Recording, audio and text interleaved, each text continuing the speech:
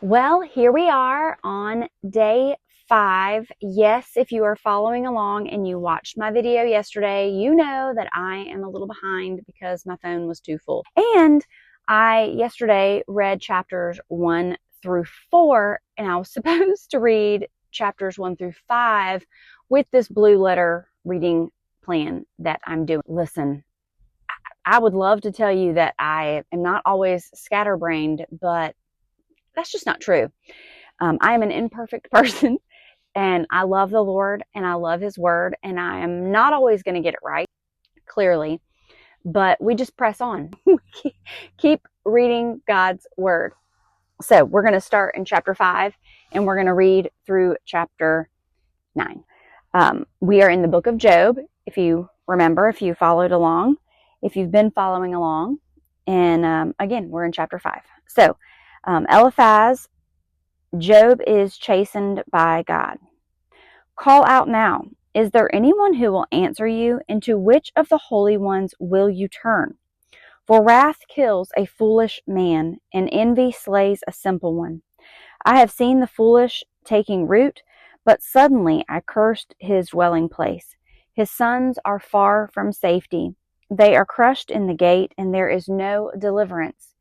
Because the hungry eat up his harvest, taking it even from the thorns, and a snare snatch their substance. For affliction does not come from the dust, nor does trouble spring from the ground, yet man is born to trouble as the sparks fly upward.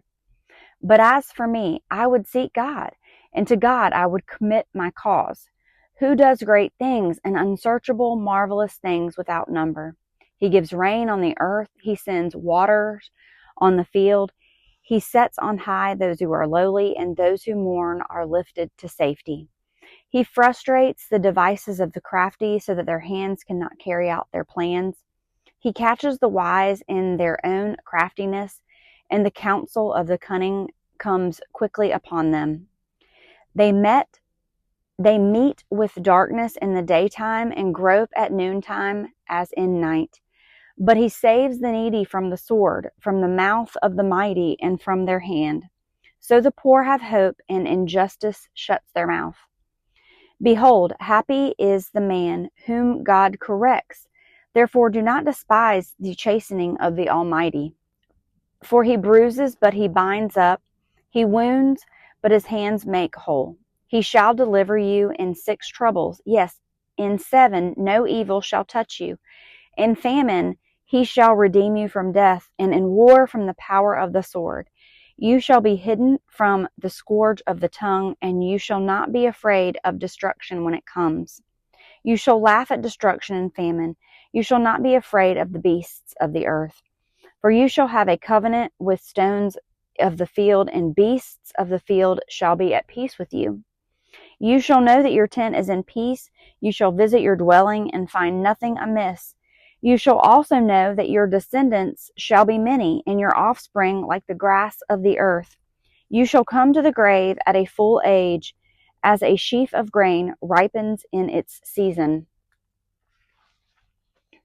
Behold, this we have searched out. It is true. Hear it and know for yourself. Chapter 6. Job, my complaint is just. Then Job answered and said, Oh, that my grief were fully weighed, and my calamity laid with on its scales, for then it would be heavier than the sand of the sea. Therefore my words have been rash, for the arrows of the Almighty are within me. My spirit drinks in their poison. The terrors of God are arrayed against me. Does the wild donkey bray when it has grass, or does the ox low over its fodder? Can flavorless food be eaten without salt? Or is there any taste in the white of an egg? My soul refuses to touch them. They are loathsome food to me. Oh, that I might have my request, that God would grant me the thing I long for, that it would please God to crush me, that he would lose his hand and cut me off. Then I would still have comfort, though in anguish I would exult. He will not spare, for he have not concealed the words of the Holy One. What strength do I have that I should hope? And what is my end, and I should prolong my life? Is my strength the strength of stone, or my flesh bronze? Is my help not within me, and is success driven from me? To him who is afflicted, kindness should be shown by his friend, even though he forsakes the fear of the Almighty. My brothers have dwelt deceitfully like a brook, like the streams of brooks that pass away, which are dark because of the ice, and into which the snow vanishes. When it is warm, they cease to flow. When it is hot, they vanish from their place. The paths of their way turn aside. They go nowhere and perish. The caravans of Tema look. The travelers of Sheba hope for them. They are disappointed because they were confident.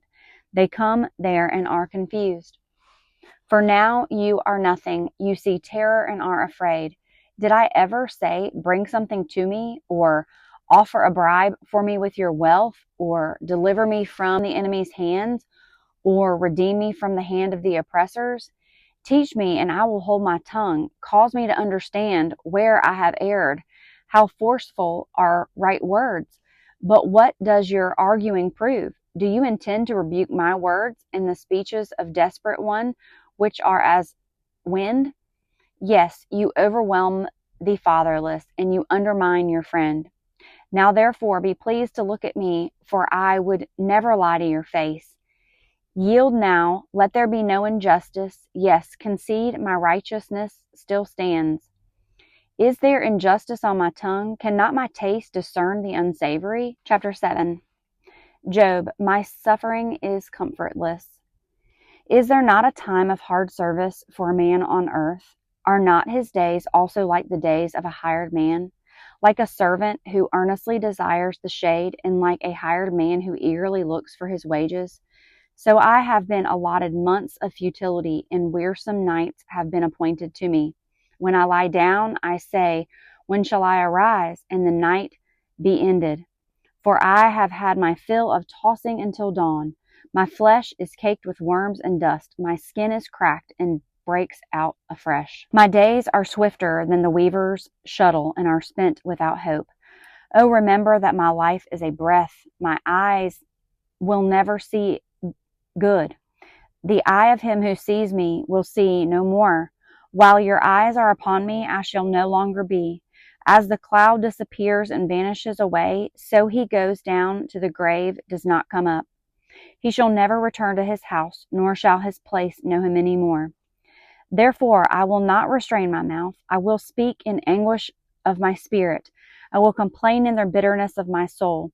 Am I a sea or a sea serpent, that you set a guard over me? When I say my bed will comfort me, my couch will ease my complaint, then you scare me with dreams and terrify me with visions, so that my soul chooses strangling and my death rather than my body. I loathe my life. I would not live forever. Let me alone, for my days are but a breath.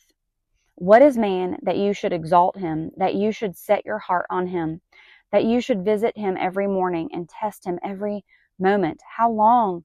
Will you not look away from me and let me alone till I swallow my saliva? Have I sinned? What have I done to you, O watcher of men? Why have you set me as your target, so that I am burdened to myself? Why then do you not pardon my transgression and take away my iniquity? For now I will lie down in the dust, and you will seek me diligently, but I will no longer be. Chapter 8. Then Bildad the Shuhite answered and said, How long will you speak these things, and the words of your mouth be like a strong wind? Does God subvert judgment, or does the Almighty pervert justice? If your sons have sinned against him, he has cast them away for their transgression. If you would earnestly seek God and make your supplication to the Almighty, if you were pure and upright, surely now he would awake for you and prosper your rightful dwelling place. Though your beginning was small, yet your latter would increase abundantly. For inquire, please, of the former age, and consider the things discovered by their fathers. For we were born yesterday and know nothing, because our days on earth are a shadow. Will they not teach you and tell you and utter words from their heart? Can the papyrus grow up without a marsh? Can the reeds flourish without water? While it is yet green and not cut down, it withers before any other plant. So are the paths of all who forget God, and hope of the hypocrite shall perish. Whose confidence shall be cut off, and whose trust is the spider's web. He leans on his house, but does not stand. He holds it fast, but does not endure. He grows green in the sun, and his branches spread out in his garden. His roots wrap around the rock heap, and look for a place in the stones. If he is destroyed from his place, then it will deny him, saying, I have not seen you. Behold, this is the joy of his way, and out of the earth others will grow. Behold, God will not cast away the blameless, nor will he uphold the evildoers. He will yet fill your mouth with laughing and your lips with rejoicing. Those who hate you will be clothed with shame, and the dwelling place of the wicked will come to nothing. Chapter 9. Job, there is no mediator. Job answered and said, Truly I know it is so, but how can a man be righteous before God? If one wished to contend with him, he could not answer him one time out of 1,000. God is wise in heart and mighty in strength. Who has hardened himself against him and prospered? He removes the mountains, and they do not know when he overturns them in his anger. He shakes the earth out of its place, and its pillars tremble. He commands the sun, and it does not rise. He seals off the stars. He alone spreads out the heavens, intends on the waves of the sea. He made the Bear, Orion, and Pleiades, and he chambers of the south. I know I messed up that word. I'm so sorry. He does great things past finding out. Yes, wonders without number. If he goes by me, I do not see him. If he moves past, I do not perceive him. If he takes away, who can hinder him? Who can say to him, What are you doing? God will not withdraw his anger. The allies of the proud lie prostrate beneath him. How then can I answer him and choose my words to reason with him? For though I were righteous, I could not answer him. I would beg mercy of my judge. If I called and he answered me, I would not believe that he was listening to my voice. For he crushes me with the tempest and multiplies my wounds without cause. He will not allow me to catch my breath, but fills me with the bitterness. If it is a matter of strength, indeed he is strong. And if of justice, who will appoint my day in court? Though I were righteous, my own mouth would condemn me. Though I were blameless, it would prove me perverse. I am blameless, yet I do not know myself. I despise my life. It is all one thing. Therefore I say, he destroys the blameless and the wicked. If the scourge slays suddenly, he laughs at the plight of the innocent. The earth is given into the hand of the wicked. He covers the face of its judges. If it is not he, who else could it be? Now my days are swifter than a runner. They flee away, they see no good. They pass by like swift ships, like an eagle swooping on its prey. If I say, I will not forget my complaint, I will put off my sad face and wear a smile. I am afraid of all of my sufferings. I know that you will not hold me innocent if I am condemned. Why then do I labor in vain? If I wash myself with snow water and cleanse my hands with soap, yet you will plunge me into the pit, and my own clothes will abhor me. For he is not a man as I am, that I may answer him, and that we should go to court together. Nor is there any mediator between us, who may lay his hand on us both. Let him take his rod away from me, and do not let dread of him terrify me. Then I would speak and not fear him, but it is not so with me.